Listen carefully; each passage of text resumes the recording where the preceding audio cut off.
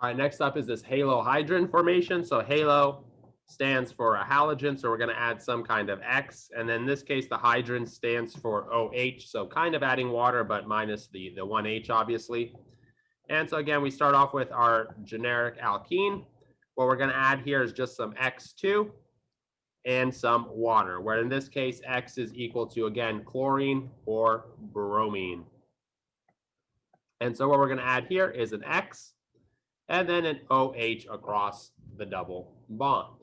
Now let's take a look at the mechanism, which will inform us of the stereochemistry of this reaction. And again, this is a different reaction, but it draws a lot of similarities to some of these other reactions that we've seen, right? And so the first step here is this nucleophilic attack of this Br2 to form our brominium ion, right? So same thing as this last mechanism that we learned, nothing new here.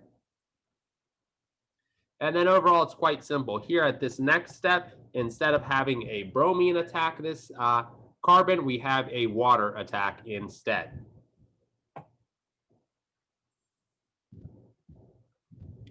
And so, of course, that's going to result in some anti-addition of this water and this bromine. And then finally, we have a deprotonation step to make our neutral alcohol here.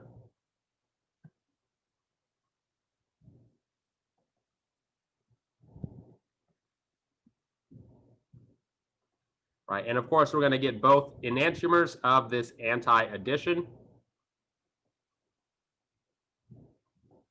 Right, again, we're adding anti here.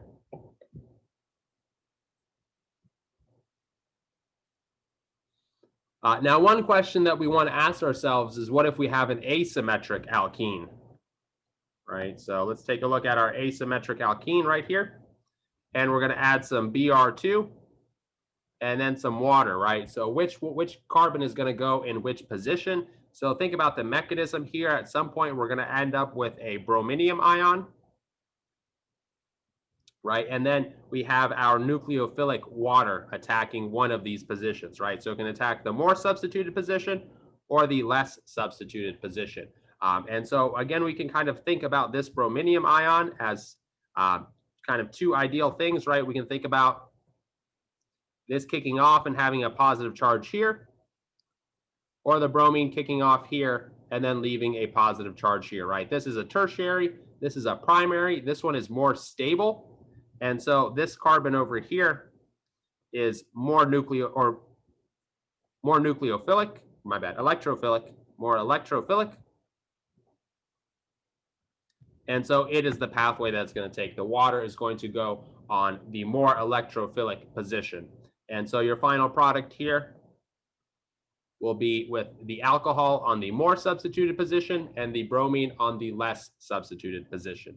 And similar to other mechanisms, we can use other nucleophiles other than water.